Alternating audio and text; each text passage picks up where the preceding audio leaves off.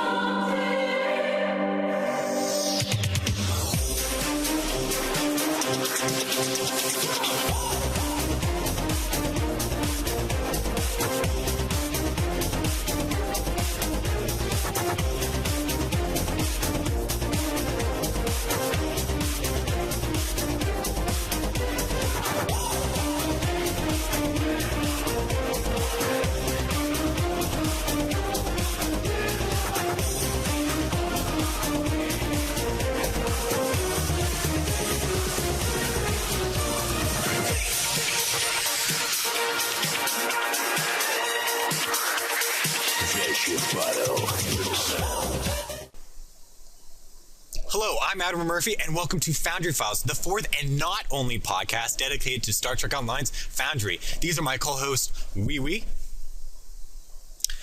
and that's it. Anyway, yeah. So I've always loved that theme for Podcast UGC. I found like the cool rock version one. I always wanted to use that for something, so this was my chance, so I used it. So thanks for the idea, Wee. Thank you very much. But seriously, on a serious note, I do love the Podcast UGC theme now that they got. I don't know if I like it as much as the old one, but I think it's going to grow on me over time. It's pretty good, so I definitely do like that, guys. So keep up the awesome theme work, I guess. But anyway, there's Foundry stuff going on. I'll let the British guy tell you about it. Go ahead. Yep. Well, we got a spotlight later. Well... Later. Let me say that again.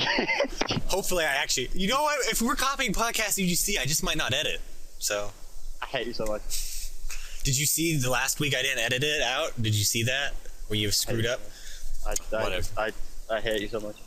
Anyway, we have a spotlight, which we are going to talk about now in a bit. Yep. We have a review later. There's also been some other news. A reward change. We'll cover that too. So I guess we'll go right into the news.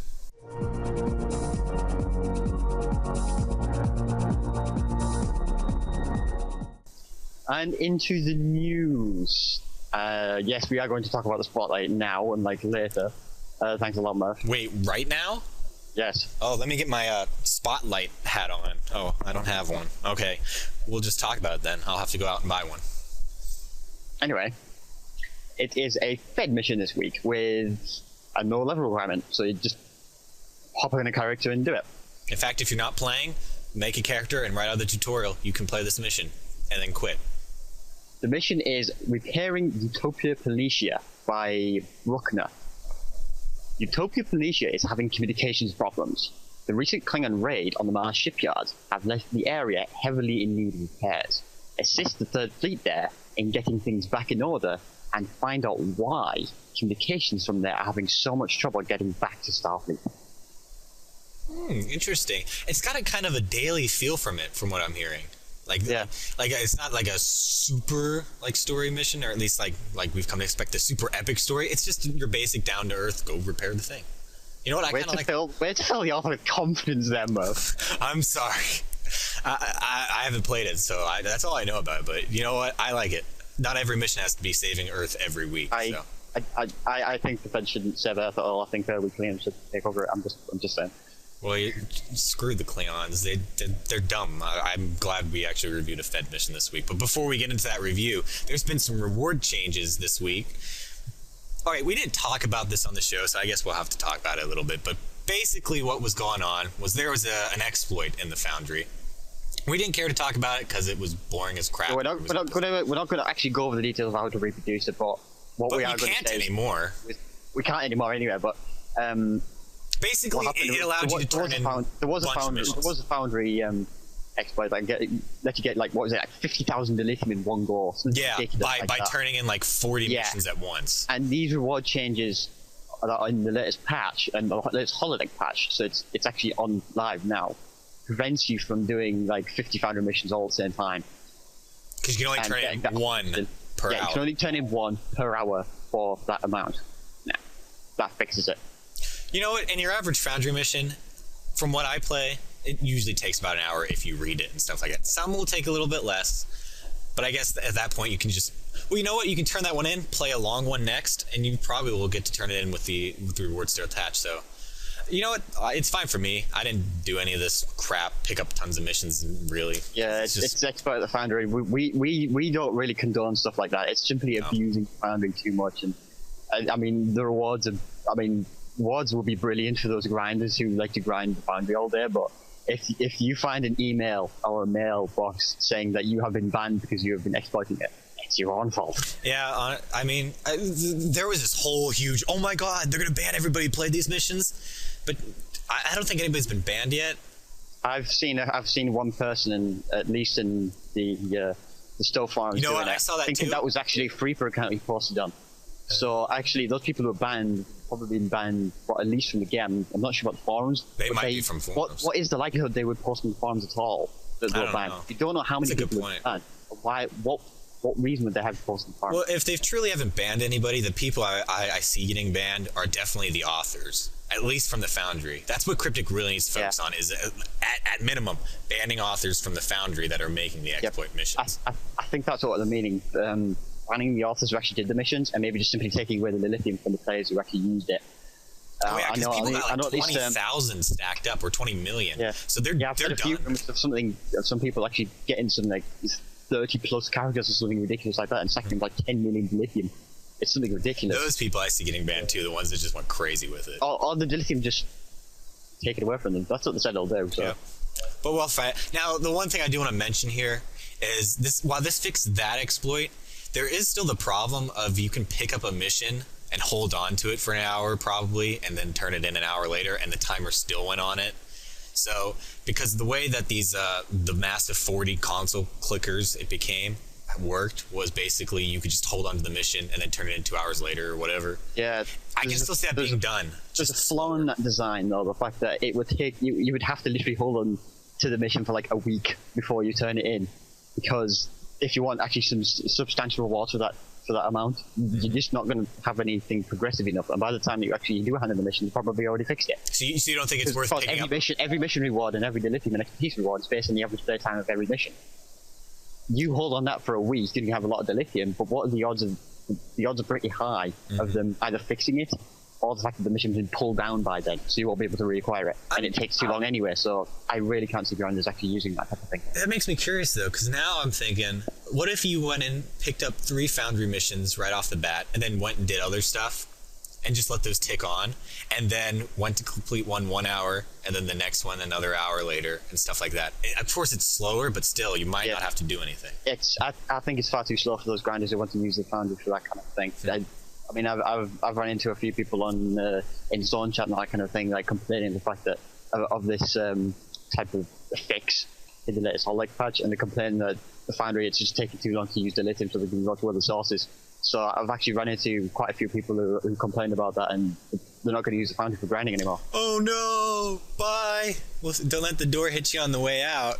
Okay, story authors who we're doing the show for, let's get into our review of Depths of Nukara Prime.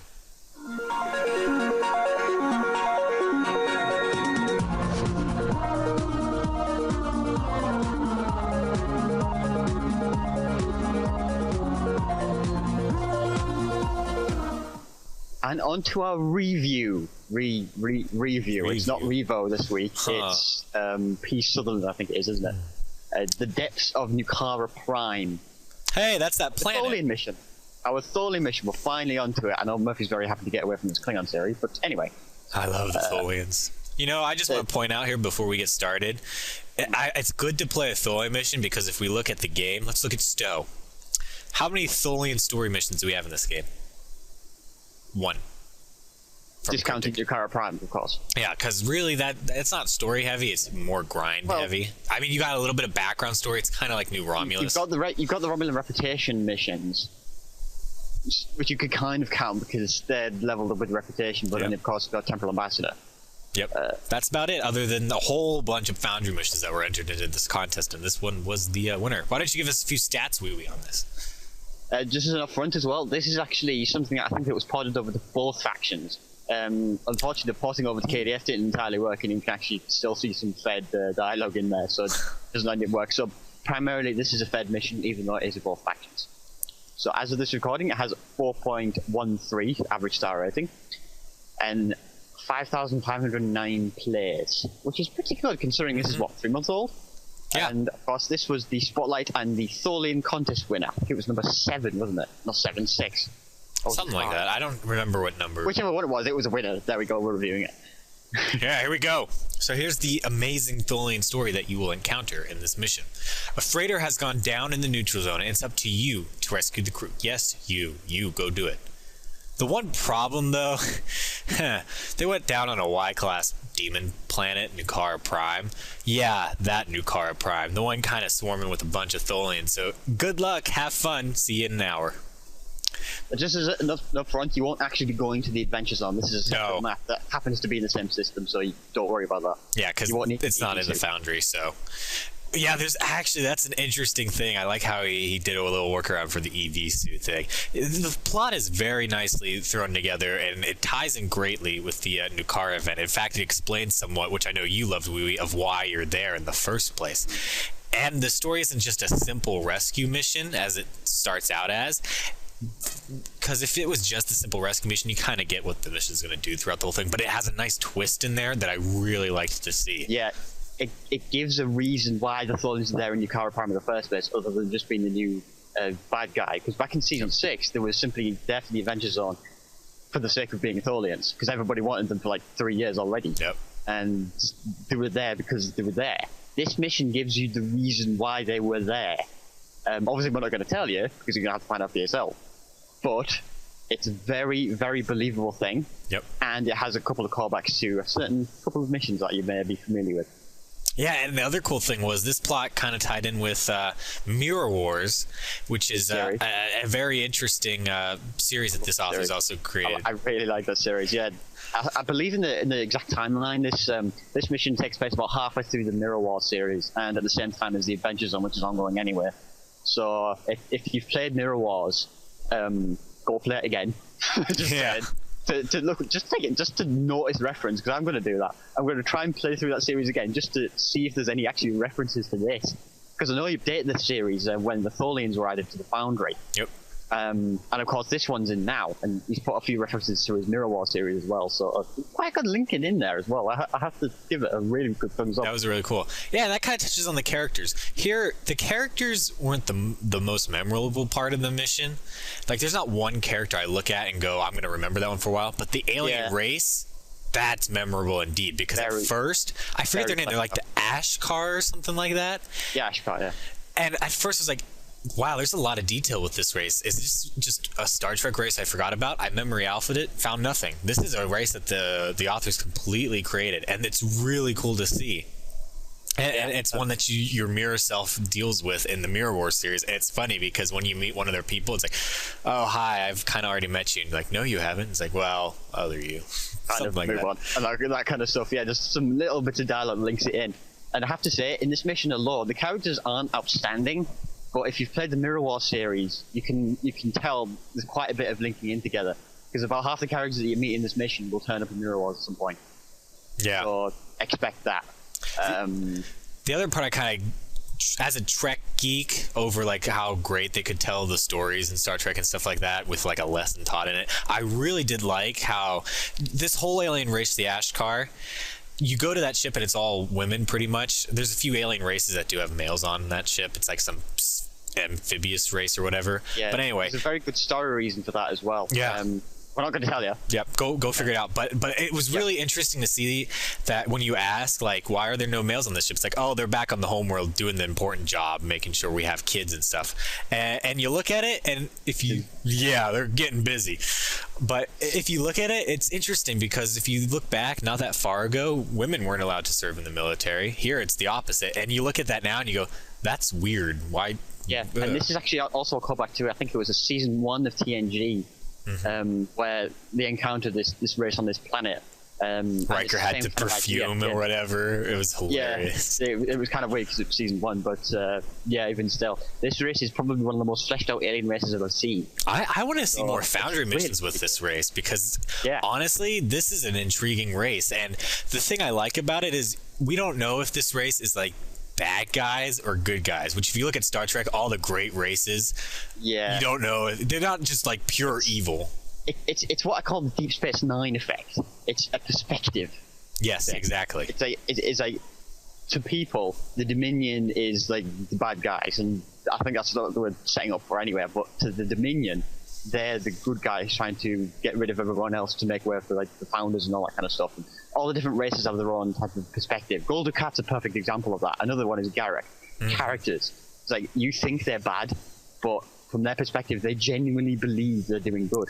And even Gul Dukat had his good moments. Like, he didn't do all pure evil things. Now, when you look at him overall, he was an evil character. But he did do some good things. At least he tried to. Probably just to make up for what he had done I think Waltz was the one I remember where he's stuck on that planet with Sisko. And he's trying to convince Sisko that he tried to do good things during the mission. But, of course, he was a leader and all that kind of stuff. Perspectives. Again, Deep Space Nine effect. The same thing happens really cool to the series in this mission. So expect that kind of a thing. It's your judgment whether you think these are bad guys or good guys or neither.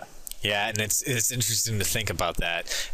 Are these guys going to be nice to you, especially at the conclusion of this mission? Because you kind of start thinking, oh, I hope these guys are good because we could be in trouble. But the dialogue was well written in this mission. Nothing special about it, but it wasn't poorly written at all. It's still a good read-through.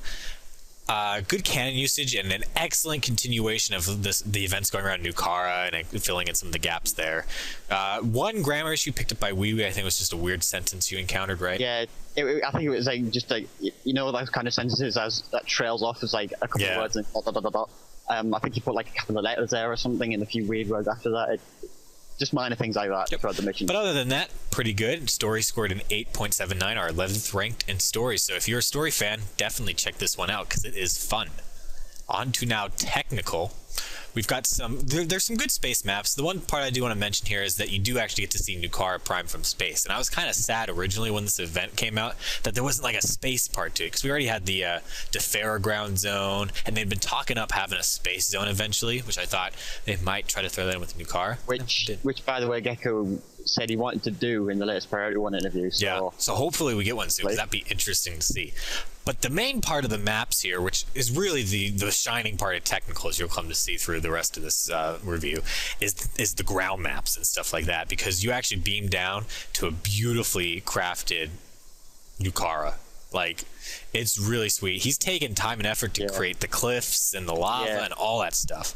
I didn't even know that kind of a stock thing was in the Foundry at all. If that custom created, thumbs up. If it's stock, where did that exist? How did I miss that?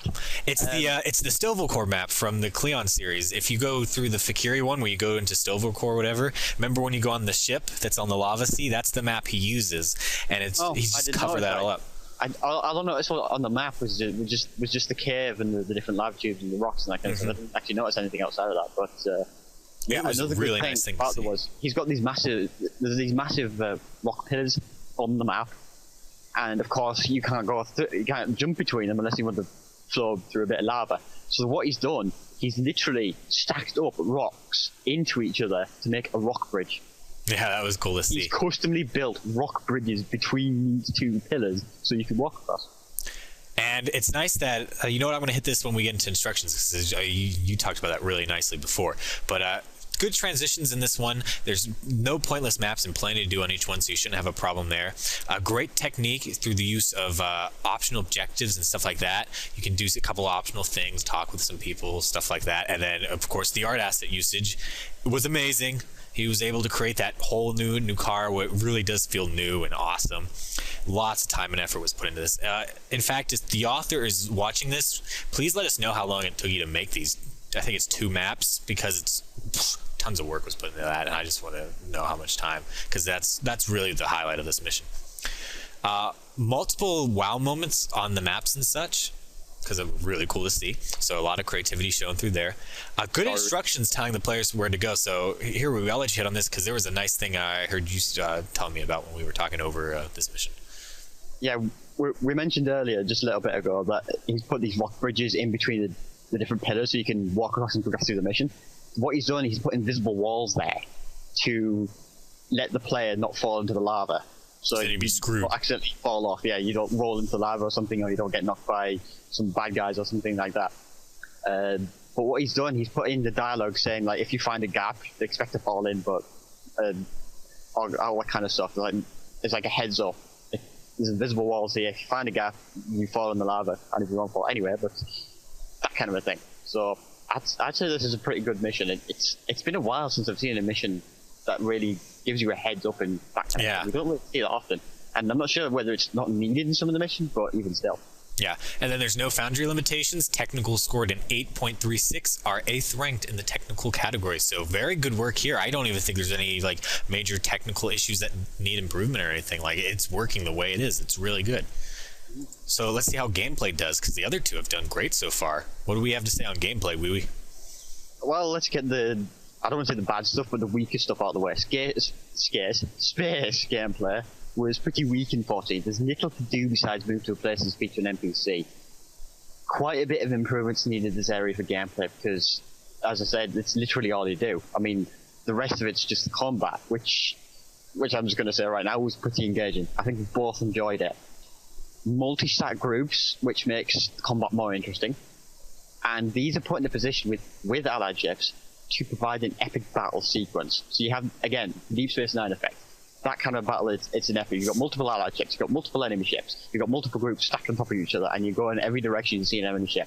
It's not quite at that scale, or in other missions, I think it's not all war. Great mission. But this is still a pretty big battle. You go up against a group of falling ships, and if there's one thing, if I suggest to make this battle any more epic, grab a team. Grab a team. Oh, yeah. Can you imagine what you would be facing? You get like dreadnoughts and stuff. That'd be awesome. You get those massive 2,000 meter long tarantula dreadnoughts all the time. Just like, oh dear. I'll be looking forward to that. Tholians are fairly weak in space, so they could be pretty squishy, but they are irritating. Oh my god, that's all they do basically is if they're not bugging you, you can kill them. Every 10 seconds. It's like, I can't fight. I'm a battle cruiser, or a cruiser, or an escort or something, and it just disable weapons. It's like, or you can't turn. I want to destroy you, but I can't. Yeah, bring a few weapon batteries if you find that in that situation, because you can want to destroy them first. Or I think red matter capacitor works out quite well, because I think I got hit by it and I threw that off and I was like, oh, fine now. So something like that. Something that gives you extra power back when they drain it from you. We have a bit of ground, and ground gameplay was engaging. Plenty of optional interactive objects and optional NPC dialogue options for the player to read through if they want. Jeez, that was a mouthful. But yeah. It happened in the Nightmare series, which, by the way, we're going to call it that. Revo's current series, the Nightmare series. Consistently, there was a lot of interactive objects and optional NPC dialogues. This mission has the same thing for this mission. The difference, I think, this time is the fact that the dialogue said by some of the NPCs adds just a little bit of plot elements to these dialogue boxes, but it's not too necessary to the story. It's like, it's not required reading, which is why it's optional. It's just a bit of background info on the alien race they deal with, like a history lesson of sorts. These kind of optional things, like reading a console with the history of the different battles and what the different NPCs on the ship are doing, that kind of a thing, gives you a bit more insight into what the race is. So that's your info point if you want to know about that race a bit more. Again, this is in a mission where no puzzle is present, but it didn't need one. So again, second mission in a row assuming the first entire series was one mission.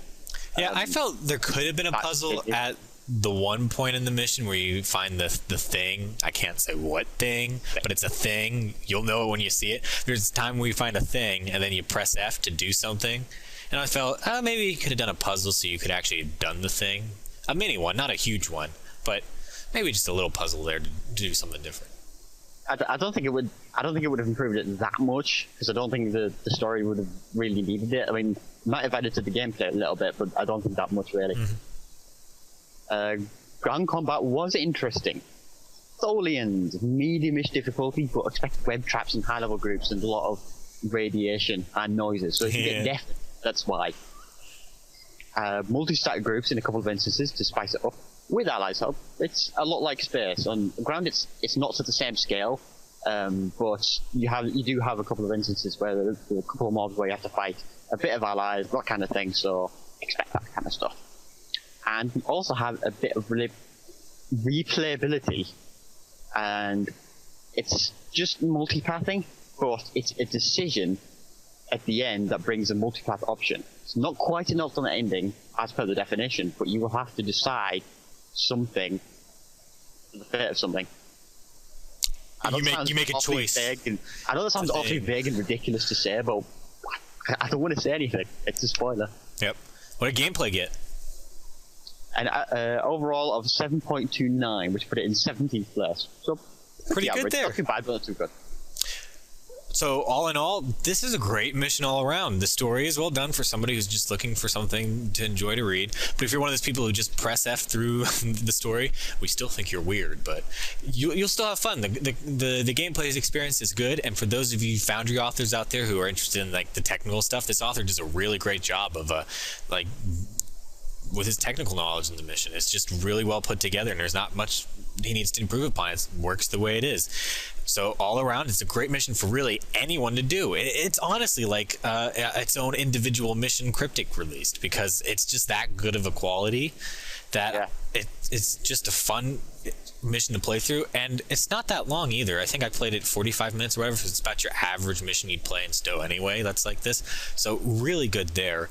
Overall, scored an 8.15, our 8th ranked mission. So congrats, you made it onto the top 10 list. But will you survive for the summer? Because I think if we get enough new missions on the top 10 list this summer, we will do another recap of our top 10 missions. There is one thing I'd like to add to this mission. If you're ever thinking about going to Nukara, or you're already on Nukara thinking, it's like, there's no real reason why they're here. Play this mission. That's what you need to do. Klingons will have a tougher time because it's simply ported over from Fed, unfortunately, but this will give you the reason why the Tholians are there in the first place, other than just because. Because there's some anomalies here, and oh look, the Mirror Universe is showing up, and they got a ship. They actually do a pretty good job, and it kind of ties in with New Romulus, what I like too, and why they're there. So that's interesting to see. But yeah, so overall, again, if you want to see all the missions that we've reviewed, because we've reviewed, I think I last counted like 36 or something. We're almost at 40 missions total. So if you go over to jupiterforce.org, there's a Foundry File section. We can find all of our episodes that we've shot. So you can go back and see what other missions we've talked about or other discussions we've had on Foundry stuff. But also there you can find our ranking table, which shows off all the scores we've given to basically all the missions we reviewed, even some that we haven't actually, I think, done show segments for. But if you want your mission, add into that.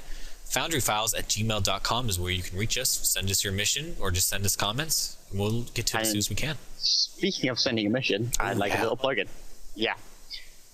I want you guys, if you haven't already, send like a plug-in to a mission that already exists, or try and make your own, of a mission involving the Mirror Universe. Specifically, either the politics of the Mirror Universe, involving not just the Terran Empire, but the other races, or any feats between the Klingon-Cardassian alliance.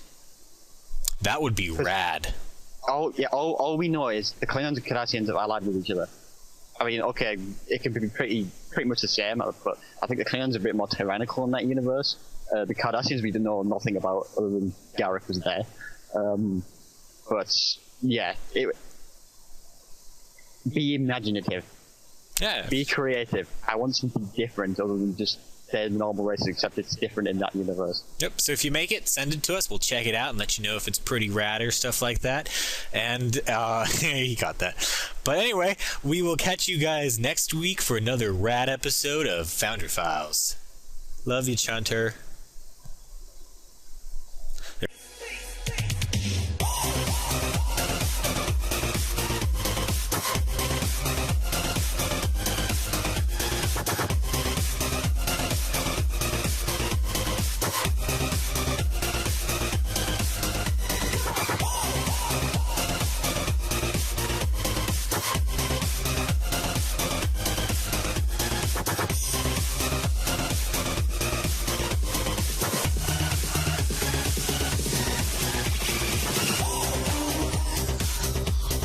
Hello, I'm Admiral Murphy, and welcome to Foundry Files, the fourth and only... No, it's not only. I see it, now I'm being Haverhaw. There you go. Right, Curse you!